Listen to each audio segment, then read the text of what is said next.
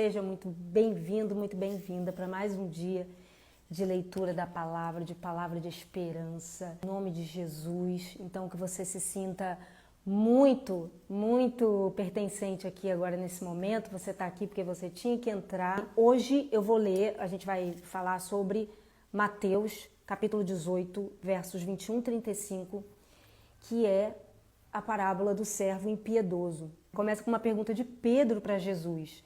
Geralmente, as nossas descobertas em Deus começam com uma pergunta para ele, começa com uma situação onde você tem um questionamento. A parábola do servo impiedoso, então começa com uma pergunta de Pedro para Jesus. E Pedro aproximou-se de Jesus e perguntou: Senhor, quantas vezes eu deverei perdoar meu irmão quando ele pecar contra mim? Até 7 vezes? E Jesus respondeu: eu lhe digo, não até 7, mas até 70 vezes 7. Por isso o reino dos céus é como um rei que desejava acertar contas com seus servos. Quando começou o acerto, foi trazido à sua presença um que lhe devia uma enorme quantidade de pratas. Como não tinha condições de pagar, o Senhor ordenou que ele, sua mulher e seus filhos e tudo que ele possuía fossem vendidos para pagar a dívida. O servo prostrou-se diante dele e lhe implorou: tem paciência comigo e eu lhe pagarei tudo. O senhor daquele servo teve compaixão dele, cancelou a dívida e o deixou ir. Mas quando aquele servo saiu, encontrou um de seus conservos que lhe devia 100 denários. Agarrou-o e começou a sufocá-lo, dizendo: pague-me o que me deve. Então seu conservo caiu de joelhos e implorou-lhe: tenha paciência comigo e eu lhe pagarei. Mas ele não quis. Antes, saiu e mandou lançá-lo na prisão até que pagasse a dívida. Quando os outros servos, companheiros deles, viram o que havia acontecido, ficaram muito tristes e foram contar ao seu senhor tudo o que havia acontecido. Então o senhor chamou o servo e disse: servo mau, cancelei toda a sua dívida porque você me implorou. Você não devia ter tido misericórdia do seu conservo como eu tive de você? Irado, seu senhor entregou os torturadores até que pagasse tudo o que devia. Assim também lhe fará meu Pai Celestial, se cada um de vocês não perdoar de coração ao seu irmão. Essa palavra é muito poderosa, é muito clara, é muito forte, muito direta. O que o Senhor fala conosco acerca do perdão.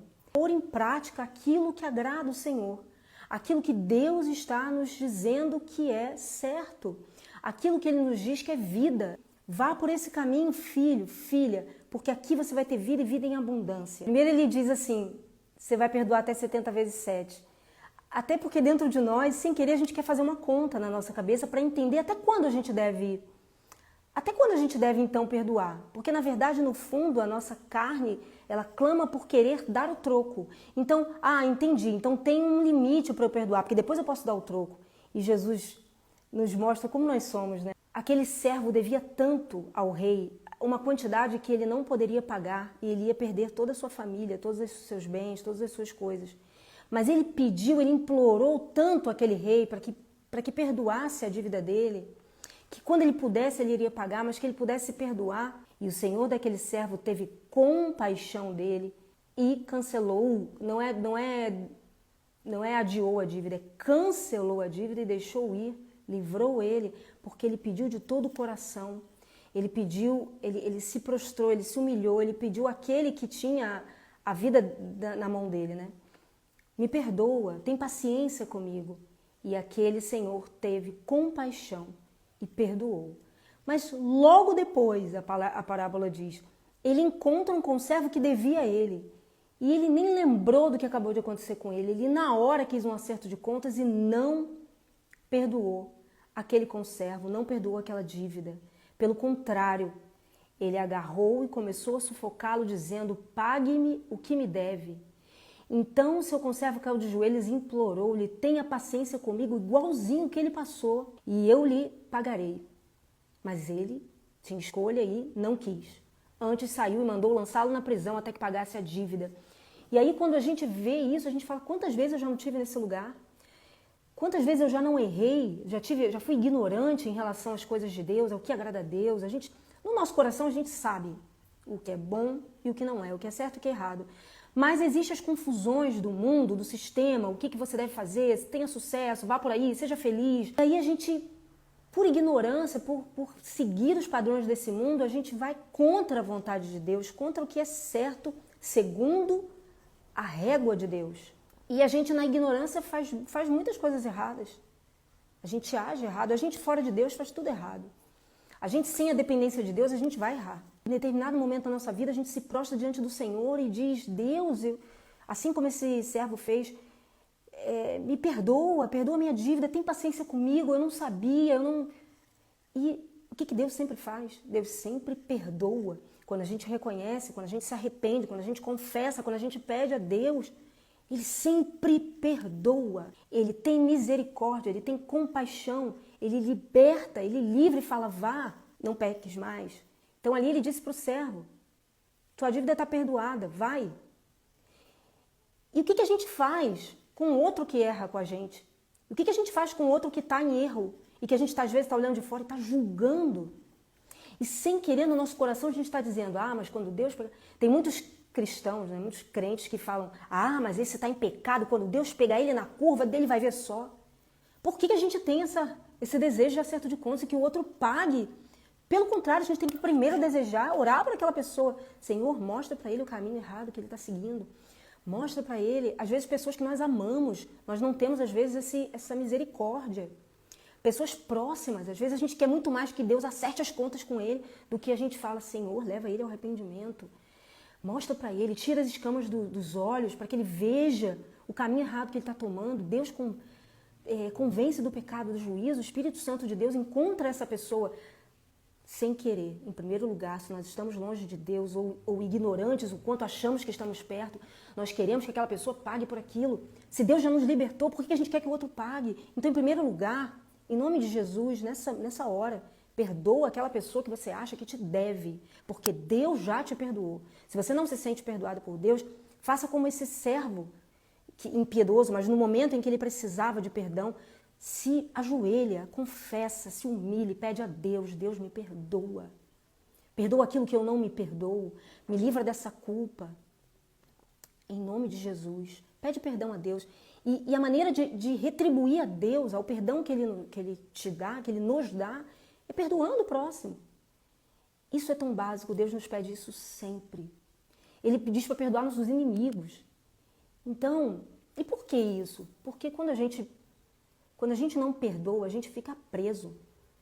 A gente aprisiona alguém, mas a gente antes de tudo fica preso, porque às vezes a pessoa nem sabe que está aprisionada pelo nosso julgamento, mas nós estamos nos aprisionando ao aprisionar outra pessoa naquele julgamento, sem primeiro nos avaliar, olhar para nós e falar, antes de julgar o outro, o que eu preciso melhorar, o que eu preciso mudar? Se eu estivesse naquela situação, como que eu agiria? A gente acha que agiria melhor, mas às vezes, dependendo da história que você teve, você não sabe a história da pessoa que ela teve até ali para agir daquela forma. É claro que nisso a gente não pode esquecer do que é o certo e o que é o errado. Entender na palavra de Deus o que é o certo e o errado. Mas julgar e apontar o outro já é uma outra coisa. Nisso que essa parábola está falando. É do quanto você já foi perdoado, é quanto Deus tem de perdão para você e o quanto nós somos incapazes de perdoar o outro. Às vezes o outro que não está nem nos afetando, às vezes você está vendo com distanciamento uma situação e você está julgando. Às vezes nesses tempos de internet, a gente vê às vezes alguma coisa na internet, a gente julga. As pessoas julgam as outras, as pessoas lançam palavras de maldição, palavras de peso para o outro. Que a gente possa, nessa hora, pensar o quanto eu estou pedindo para que Deus me perdoe, o quanto eu me sinto perdoado por Deus, o quanto eu entendo que Deus é um Deus de misericórdia e o quanto eu não estou sendo. E a gente não consegue por nós mesmos, né? Então que Deus nos ajude nesse coração perdoador, nesse coração que flui rios de águas vivas, nesse coração que o Senhor diz que o coração é as fontes de vida. Então, se o teu coração está pesado, pouca vida pode passar por você.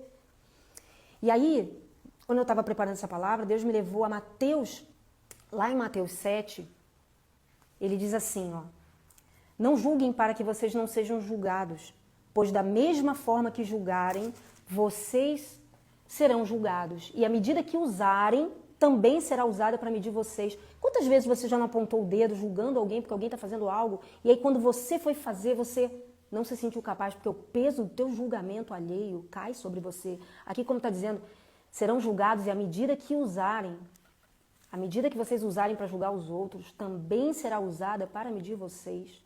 Você vai se ver numa situação como aquela e o peso da consciência vai cair sobre você. Por que você repara no cisco que está no olho do seu irmão e não se dá conta da viga que está em seu próprio olho?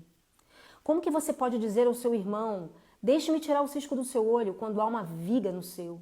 Hipócrita, tire primeiro a viga do seu olho, e então você verá claramente para tirar o cisco do olho do seu irmão. Isso é muito claro, né? Quanto é tão importante que a gente se autoavalie, que a gente veja uma situação errada que o outro está agindo, mas que a gente nessa hora pare e avalie a gente. O que eu faria nessa situação? O que eu preciso melhorar? Olha, até se ver como, será que eu não estaria fazendo a mesma coisa? O que me faz, então, agir dessa forma? Por que o servo impiedoso teve tanta raiva do seu conservo que devia a ele, sendo que ele acabou de ser perdoado? Que acerto de contas é esse que às vezes tem no nosso coração, de coisas do passado, que a gente não perdoa e a gente leva para um outro relacionamento, a dor que um outro relacionamento nos causou. Às vezes você teve um relacionamento muito próximo, na família mesmo, até com seus pais, que te magoou tanto, que doeu tanto, que você transfere aquilo para um cônjuge, outras pessoas. Aquela dor que você carregou do que alguém fez com você, você muitas vezes pode estar repetindo com outra pessoa, porque você não parou para se analisar, para entender que aquilo era bagagem do outro e não era sobre você. Você possa nessa hora fazer uma autoavaliação, não ficar muito tempo nessa autoavaliação de ancoragem no passado e que você começa então a abrir várias ramificações do seu passado e quase que pise lá no seu passado para reviver aquelas coisas. Não, vai só lá como uma referência, volta para agora e muda o seu comportamento a partir da mudança do seu coração. E isso você só pode fazer em Jesus. Então que nessa hora, você que está com o coração amargurado, pesado, que a sua vida não anda, parece que as coisas se repetem sempre num tom de ameaça, tem sempre alguém contra você, a culpa é sempre de alguém porque aquilo não melhora para você, você está sempre julgando. Então que nessa hora, em nome de Jesus, você não está aqui à toa, você possa confiar, ali como diz Mateus 6, quando você for orar, vá para o seu quarto, feche a porta e ore ao seu Pai que está em secreto. Então seu Pai que vem em secreto o recompensará. Deus já sabe o que está no seu coração, Deus já sabe o que você pensa, Deus já sabe o que você vai dizer antes mesmo que a palavra te chegue à língua, Deus já conhece. Então deixa que aquele que te conhece profundamente fale com você o que você precisa ouvir. Então nessa hora, em nome de Jesus, eu quero orar por você. Senhor, em nome de Jesus, Pai, obrigada pela Tua palavra, obrigada por essa manhã, obrigada por esse momento, obrigada por essa pessoa que está aqui agora, Senhor, que passou por esse vídeo, que está aqui agora ouvindo do Senhor. Senhor, que em nome de Jesus, ele e ela possa confessar o Senhor como o Senhor da vida dele, o Senhor da vida dela, que ela possa reconhecer que tudo o que ela já fez, tudo o que ela já tentou, está levando ela para o mesmo lugar. Que ela possa entender, abra os olhos espirituais dela, que ela possa ver que sem o Senhor nada vai prosperar. Então que ela possa entregar a vida dela agora nessa hora ao Senhor. Que ela possa confessar com a boca dela que o Senhor é o Senhor da vida dela. Que o Senhor é vivo, que o Senhor está aqui, ao lado, pronto para ouvir o seu filho, a sua filha falar com o Senhor e dizer aquilo que está na boca dela, aquilo que está no coração dela, que só ela sabe. Que ela diga, Senhor, eu preciso de Ti, me ajuda, me responde, me ajuda. E que nessa hora haja cura, haja libertação, haja, Senhor, quebra de maldição, que haja liberdade verdadeira em Ti. Em nome de Jesus, essa é a minha oração. Pega essa palavra. Obrigada, Jesus. Fica conosco durante todo esse dia, durante toda essa semana. Eu te agradeço, Pai, em nome de Jesus. Amém. Amém. Seja livre no Senhor. Deixa que Ele guie a sua vida. Deixa que Ele fale com você. Essa live, essas palavras são apenas um sopro que o Senhor nos usa para que a gente possa consolar, proclamar a palavra dEle para outros. E que Ele faça assim com a sua vida também. Que você possa receber aquilo que Deus tem para você, que é muito mais do que você imagina, é muito mais do que você planejou, é muito mais do que você acha que deve ser a sua vida. Talvez você esteja num momento que você acha que sua vida não vale mais nada. Para o Senhor, a sua vida é preciosa. Se você ainda está aqui, é porque Ele tem um plano para você. Então, se aproprie dessa palavra. Ninguém convence ninguém, é somente o Espírito Santo que convence. Mas que Ele possa nos usar para que a gente seja luz e sal nessa terra, para que as pessoas não desistam de sua vida, para que as pessoas não desistam do bem, que a gente não desista do Senhor, porque Ele nunca, nunca desiste de nós. Beijo, gente, excelente dia, excelente semana, que milagres aconteçam nessa semana para você, para nós, em nome de Jesus. Amém.